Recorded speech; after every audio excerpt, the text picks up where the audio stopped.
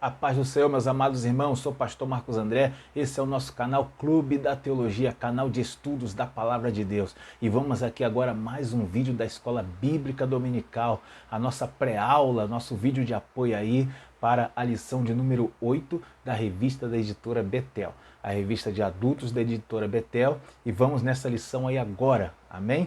O tema da lição é o mestre por excelência que se fez servo.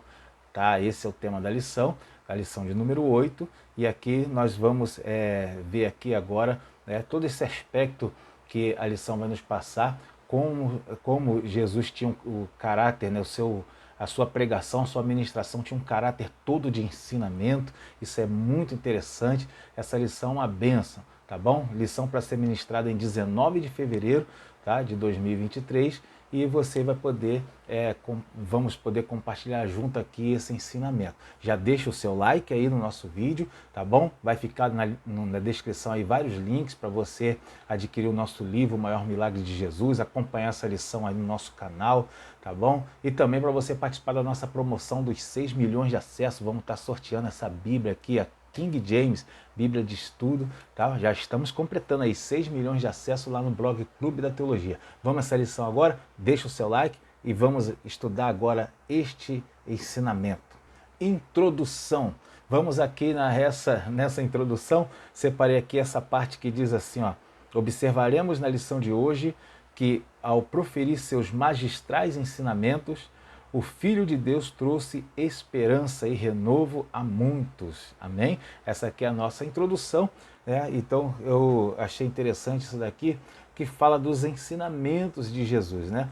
Ele trouxe vários ensinamentos. E aqui a gente percebe algo aqui que o comentarista está passando, e vale a pena você, professor, né? Você, aluno, meditar nisso daqui. Jesus ele era um ensinador por excelência, né? Ele era um doutrinador. Jesus ele era mais professor do que pregador. Se você já reparar bem, ele estava sempre ensinando, ele estava sempre ministrando. E qual é a diferença? Isso aqui é muito interessante, viu, professor? É bom passar para os alunos, achei muito legal isso aqui. Qual é a diferença entre um professor e um pregador, né? Qual é a diferença? Eu lembro quando eu estive em Uberlândia, ministrando lá, até hoje tem irmãos que lembram disso, eu expliquei essa diferença lá no congresso que eu participei. A diferença é que o professor, quer dizer, o pregador, ele fala à massa, ele fala para a multidão. Ele não é interrompido, ele lança o conteúdo e a multidão pega o que melhor lhe aprover. O ministro, o professor é diferente. O professor, ele fala, ele se preocupa se o aluno está aprendendo, se a classe está aprendendo. E outra coisa, ele pode ser arguido pela classe, ele pode ser a qualquer momento questionado pela classe. E aí qual é a diferença básica entre o pregador e o professor? O professor, por ele ter a possibilidade de ser questionado, ele tem que ter conhecimento do que ele vai passar. Essa é a diferença fundamental. E por conta dessa diferença você percebe porque muitos não querem ser professor. Muitos preferem ser pregador. O pregador ele não vai ser interrompido na sua ministração, né? A comparação que eu fiz quando eu ministrei lá em Uberlândia foi essa, que o pregador ele é como aquela pessoa que sobe lá na árvore, na mangueira, por exemplo, carregada de manga, e chacoalha a mangueira, e cai manga para tudo que é lugar. E aí cada um pega a sua, né? Cada um se vira lá. Agora o professor não, é aquele que sobe, ele pega a melhor e desce e dá na mão do aluno, né? Ele se certifica de que o aluno pegou o alimento, não é verdade? É só uma diferençazinha básica aí para você meditar. Vamos aí então nessa lição. Primeiro tópico, aqui o tema do tópico é o servo que oferecia esperança. Primeiro subtópico 1.1, o tema é: o servo oferece um novo ensino de esperança. Muito interessante. Olha o que diz esse primeiro parágrafo, que eu vou trazer um conteúdo agora para acrescentar a aula. Olha o que diz o primeiro parágrafo. O Evangelho de Marcos é uma narrativa que os atos e os ditos do servo compõem temas fundamentais para os seguidores do Filho do Homem. para que os seguidores do Filho do Homem possam identificá-lo como mestre. Olha que interessante. Ele traz temas, né? Os atos de Jesus, ele já traz assim temas de ensino. É isso que o comentarista está falando aqui. E aí, por causa disso, das coisas que ele fazia, a gente identifica ele como mestre. Olha olha o versículo de Marcos, capítulo 9, verso 29. Olha o que diz. Muito interessante isso daqui. Né? Talvez você não tenha pensado nisso ainda. Marcos 9, 29 diz assim, ó: e disse-lhes, esta casta não pode sair com coisa alguma, a não ser com oração e jejum. Jesus está falando porque os discípulos não conseguiram expulsar o demônio do jovem, do rapaz, e aí Jesus fala para eles isso. Jesus não simplesmente expulsou o demônio. Marcos fez questão de registrar que Jesus, antes de expulsar o demônio, fala para eles, essa casta não pode sair a não ser com jejum e oração. Olha só, o Senhor Jesus já está dando um ensinamento, não é verdade? Ele fez questão de ensinar que aquela casta de demônio, só jejum e oração. Uma coisa que ninguém tinha falado ainda. Jesus traz um ensinamento novo. Ele não simplesmente expulsa o demônio, ele dá um ensino. Olha que coisa interessante. Por isso a gente identifica ele como um ensinador, né? Como um professor. Amém? Continuando então. Subtópico 1.2. O tema é: o servo oferece um ensino de esperança aos desesperançados. Aqui tem dois parágrafos muito interessantes, vale a pena a gente meditar neles. O primeiro diz assim, ó: acompanhando o itinerário do Evangelho de Marcos, fica evidente que, infelizmente, os líderes religiosos de Jerusalém praticamente não fizeram nada diante da situação de miséria do povo. Olha que coisa terrível. Aqui convém explicar o seguinte, eu achei interessante explicar dessa forma. Havia dois tipos, ainda há até hoje, na verdade, né, dois tipos de miséria. A miséria espiritual e a miséria social. Né? A miséria social é aquela que a pessoa perde emprego ou vai à falência e aí ele fica sem condições de alimento, sem condições de moradia. Então isso é uma miséria social. A miséria espiritual é aquela em que as pessoas precisam se ligar a Deus, precisam estar diante de Deus, tá? Para evitar uma série de problemas. O primeiro é o problema da salvação, né? A pessoa dela perder a salvação, não ter salvação. A segunda é, por a pessoa não ter salvação, o inimigo se aproveita e leva a pessoa a várias misérias, vários problemas no casamento, problemas de relacionamento com os filhos, um montão de coisa. E aí, então, essa miséria é a miséria espiritual. Os mestres, os religiosos da época, tinham que ter se preocupado pelo menos com essa miséria, a questão da miséria espiritual. Essa é a realidade. Então, os líderes de hoje, né, você, que tem uma função de liderança eclesiástica, temos por obrigação, tá, por nosso dever, cuidar dessa questão da miséria espiritual. Nós não vamos resolver os problemas da miséria social, mas a miséria espiritual está ao nosso alcance, né, agir em benefício do povo. O outro parágrafo diz assim, ó: contrariando essa maneira de pensar, Jesus diz, porque o Filho do Homem também não veio para ser servido, mas para servir. Né? Aqui o Senhor Jesus estava falando de servir espiritualmente. Olha que interessante. Quando ele fala que o Filho do Homem não veio para ser servido, mas para servir, ele estava se referindo a ele mesmo, na questão dele servir ao povo com a sua própria vida e assim dar a sua vida em resgate de muitos.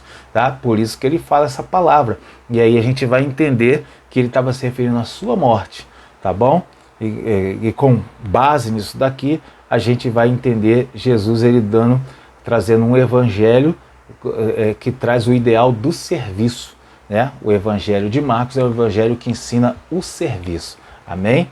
Subtópico 1.3. O servo veio trazer esperança aos nossos corações.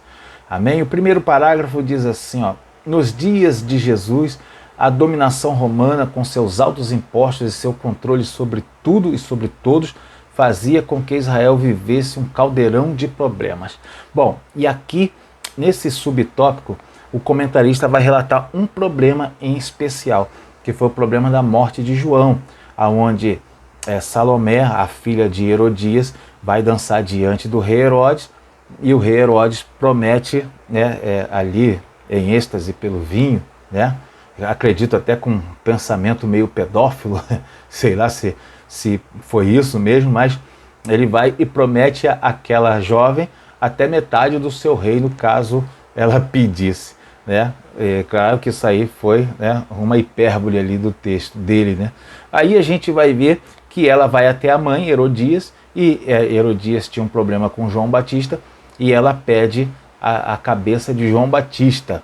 O rei Herodes manda que vá, contrariado, ele não queria, não queria matar João Batista, que estava preso, né, sob ordem dele mesmo, e aí é contrariado, mas por causa do juramento que ele fez na mesa, para que a palavra dele não caísse por terra, ele vai e manda trazer a cabeça de João Batista.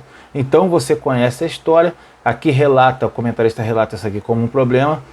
O fato aqui é o seguinte, por que ele relata um problema de Herodes, o rei de Israel? Porque na verdade Herodes ele não era nem judeu. Herodes ele foi colocado por Roma, né? Ele tinha chancela romana para governar a Palestina, tá?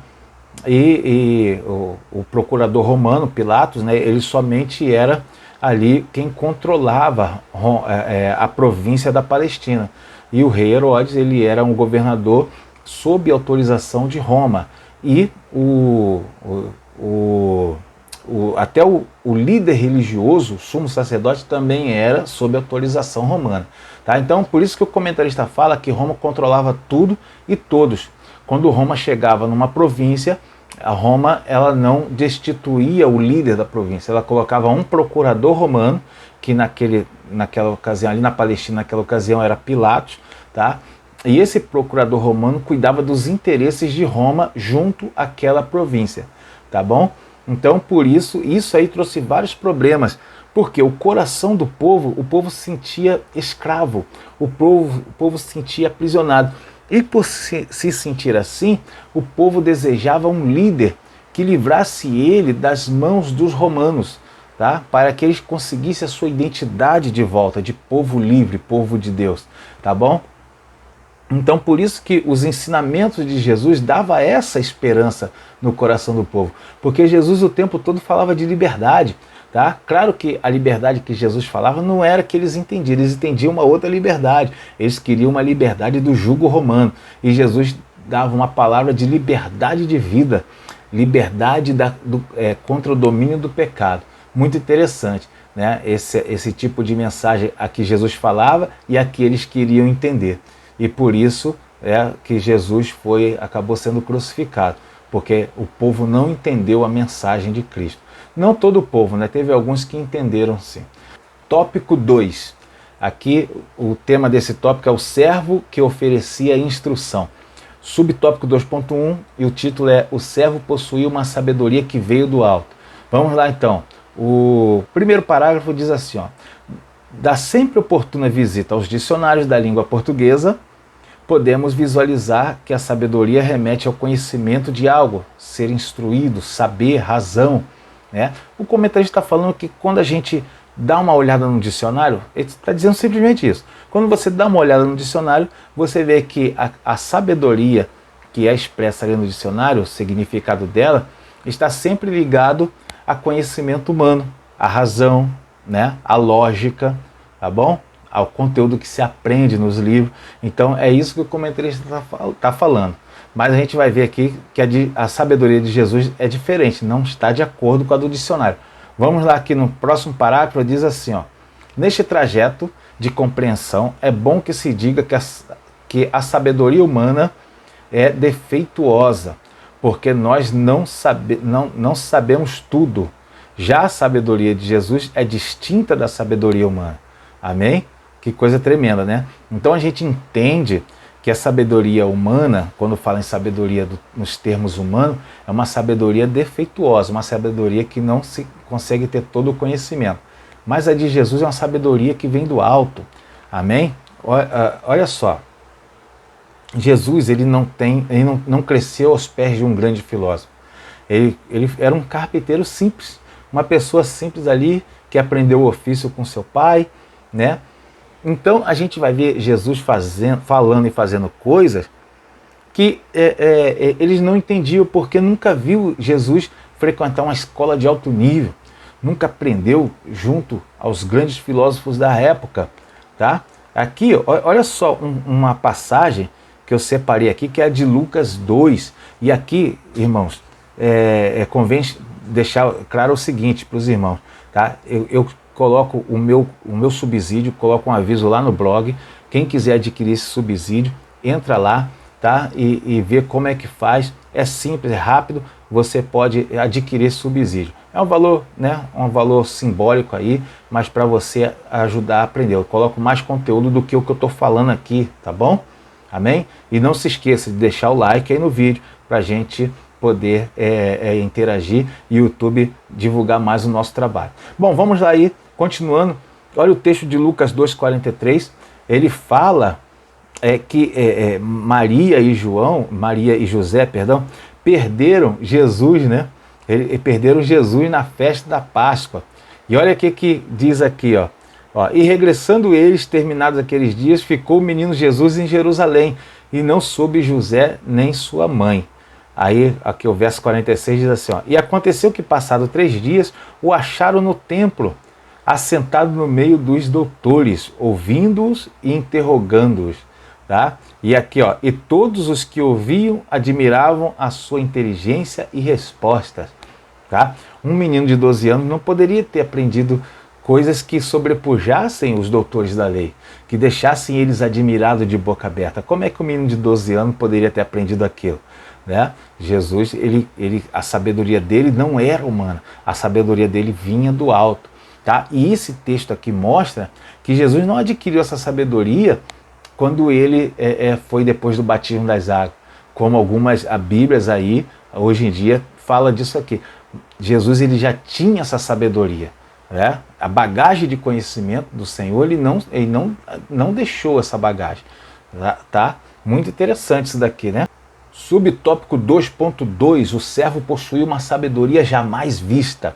Aqui eu vou ler esse primeiro parágrafo, diz assim, ó, Jesus implementou um trabalho itinerante durante o seu ministério terreno. Podemos enxergar que a missão de Jesus era um anúncio da palavra de Deus, isto é, a construção do reino de Deus. Olha que interessante, o comentarista menciona aqui essa expressão, a construção do reino de Deus.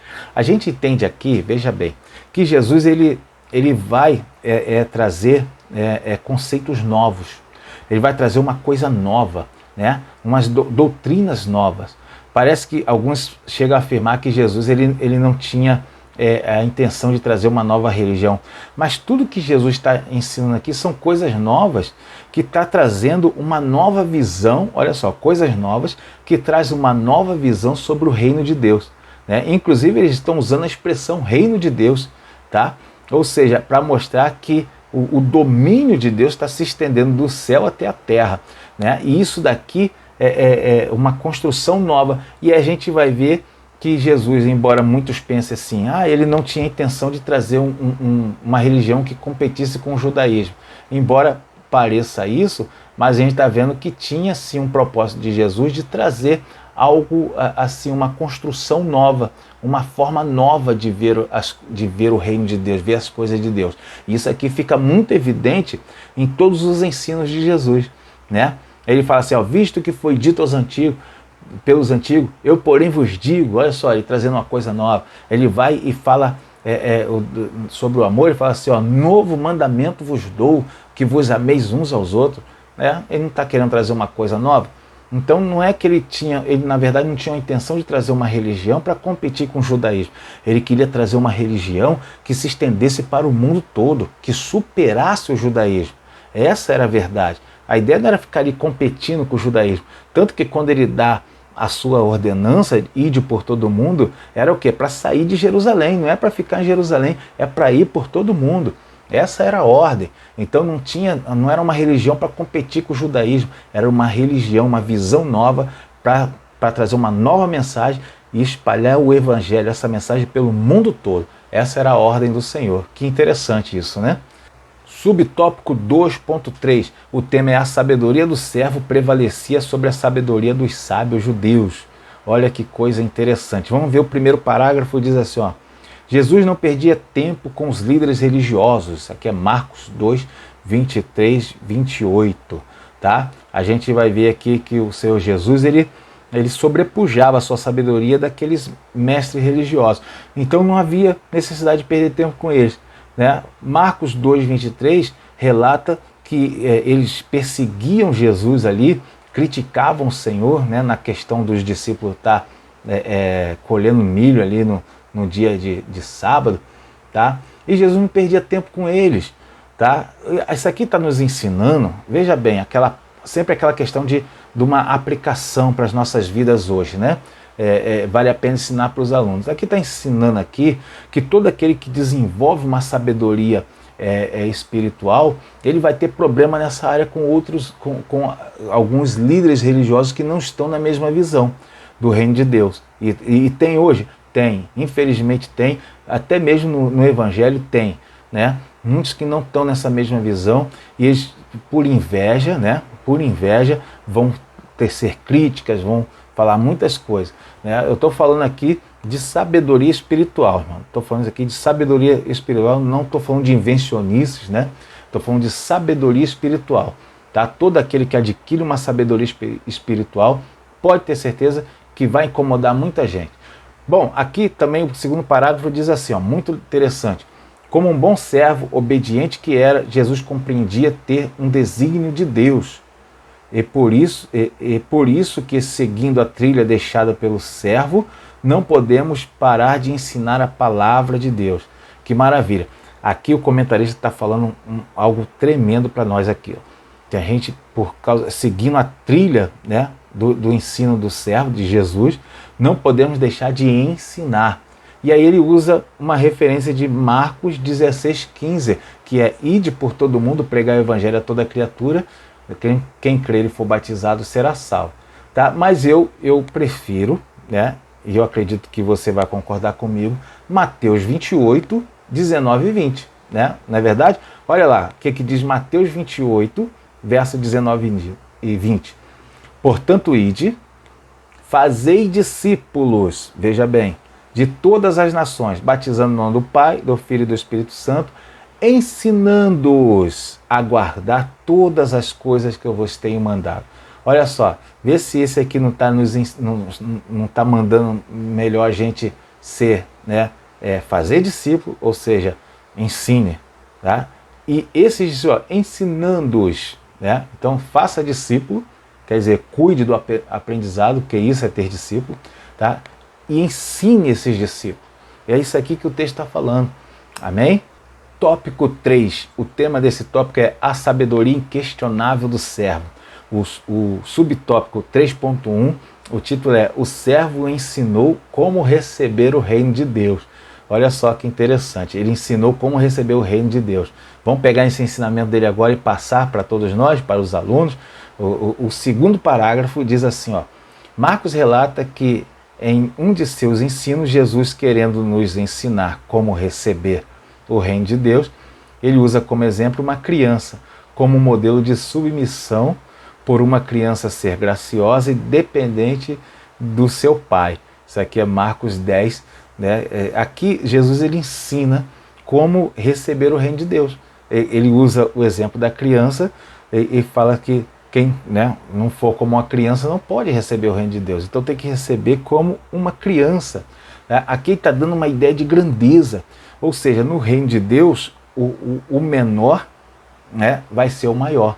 Ou seja, aquele que busca servir a todos, esse vai ser grande no reino de Deus. Aquele que buscar ser servo de todos. Então, o que é ser servo? Está trazendo em termos práticos para os nossos dias, né? É você chegar na sua igreja e procurar ver o que você pode fazer para ajudar pelo Evangelho. Você chega num evangelismo, onde você pode trabalhar mais ali para ajudar naquele trabalho de evangelismo. Um ministério, você que trabalha no Ministério de Louvor, você que tem um pendor para a escola dominical, você ser servo é você buscar trabalhar nesses locais. Amém? É isso que Jesus está falando. Você tem que buscar sempre ser o menor. Sempre, o menor é aquele que está mais disposto ao trabalho. Aquele que quer ser grandão, que quer ser, né? Quer ser, estar sempre na cabeça, sempre ali na diretoria, esse não vai querer botar a mão na obra para fazer nada. Esse não vai estar sendo o menor no meio entre os irmãos. E aí ele pode estar perdendo a salvação, ou então ele pode se tornar, né, uma pessoa que não terá galardões no céu. Subtópico 3.2, o tema desse subtópico é o servo ensinou como servir. Olha que interessante. O primeiro parágrafo diz assim, ó: não é difícil perceber que o ensinamento de Jesus era prático, ele chamava as pessoas à ação. Olha que coisa tremenda, né? A gente vê que Jesus, tudo que ele acontecia, tudo que ele fazia, né, ensinava na prática, né? Ele dava uma ideia prática para nós. Então a gente vê aqui que o problema que a gente vive hoje, né? Hoje nós estamos a cada vez mais num evangelho muito teórico. Hoje é o tempo das teorias, né? O evangelho é pregado muito na teoria. Muitos homens de Deus, muitos ministros são habilidosos para ensinar o evangelho, mas pouquíssimos têm habilidade para viver o evangelho. Você vai encontrar ministros que falam que é sobre oração, mas eles mesmos não oram. Ministros que falam sobre jejum, mas eles não jejuam. Ministros que falam sobre santificação, mas eles não se santificam. E aí a gente vê isso daqui acontecer nos dias de hoje. E o evangelho que Jesus está ensinando em Marcos é o evangelho da prática. Olha que coisa interessante. Jesus mostra, o servo ensinou como servir. Então, como servir? Como é o ensinamento dele? É um servir na prática. Isso que é interessante. Amém, meus irmãos? Tá? Então, que isso aqui fique bem, assim, bem gravado no nosso coração. Nesse subtópico ainda tem a referência aquela atitude de Jesus de lavar os pés dos apóstolos, né? Aí fala dessa referência aqui nesse evangelho. Ali naquela ocasião, Jesus ele fala de exemplo, né? Então, isso aqui é uma outra característica, é você ser exemplo com as suas atitudes, tá bom? Muito tremendo isso daqui. A gente precisa colocar isso aqui em prática na nossa vida, ser exemplo para as pessoas. Jesus ali não estava ensinando só o exemplo de lavar os pés, ele estava ensinando que os seus discípulos deveriam ser exemplo para outros, né? Não somente fazer o certo, mas ser exemplo do que é fazer o certo. Subtópico 3.3, o servo ensinou a ofertar. Tá? Aqui eu vou ler esse primeiro parágrafo, diz assim, ó: temos de nos situar que os textos bíblicos que tratam a respeito das ofertas e dízimos estão atrelados com justiça, misericórdia e fé. Como nos mostra o texto do servo, como um bom observador, nota o ato de uma pobre viúva ter ofertado tudo que tinha. Que tremendo, né? Aqui Jesus ele vai ver eles ofertando ali no gasofilácio, e eles entregando as ofertas, e uma viúva entrega ali aquelas 2 moedinhas. Aqui Jesus vai e menciona que ela ofertou mais que todo mundo. Interessante é que é uma coisa corriqueira, acontecia sempre, podia passar desapercebido a qualquer um, mas o mestre, por excelência, ele viu e já pegou aquilo ali um ensinamento, né? Ou seja, nossa prática diária tem ensinamentos acontecendo o tempo todo. É só a gente pedir a direção do Espírito Santo para observá-los, para poder ter essa sabedoria que Jesus teve, né?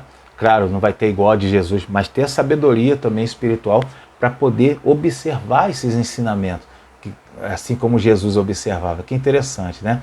Nessa ocasião, para finalizar, aqui Jesus ele vai mencionar, ele vai ensinar aqui que a oferta não depende da quantidade, a oferta depende da qualidade, a oferta depende do coração do ofertante. E o coração do ofertante fica exposto naquilo que ele está disposto a perder para ofertar. Que interessante, né? Aquela viúva, ela tinha tudo que ela tinha era aquilo ali. Então ela estava disposta a perder tudo para fazer uma oferta. Que coisa interessante, né? Muita gente não quer gastar muito para ofertar, né? muito a gente vê isso acontecer. E uma frase de efeito que eu deixo aqui é sobre uma frase de efeito que eu quero deixar aqui para a gente meditar nela, é isso, ó. Algumas pessoas ofertam coisas que não lhe custam nada, e oferta que não custa nada não vale nada. Essa é a realidade, né? Amém, meus irmãos? Vamos ficar aqui com essa palavra, tá bom? Deus abençoe a sua aula, tenho certeza que vai ser uma aula maravilhosa. Não se esqueça de deixar o seu like aí, tá bom? Né? Interaja conosco, deixe um comentário, participe da promoção, amém? Do sorteio da Bíblia de Estudo King James. Entra aí, ó, vou dar uma explicação rápida para você. Você entra aí, assiste algum vídeo, pode assistir qualquer vídeo, liberei, qualquer vídeo que você assistir, você deixa o seu like, faz um print ou tira uma foto, manda pro meu WhatsApp que vai estar na descrição do vídeo aí, e aí pronto, você vai estar participando da nossa promoção. Deus abençoe a sua vida, a sua casa, a sua família, um excelente domingo para você, uma boa aula em nome de Jesus.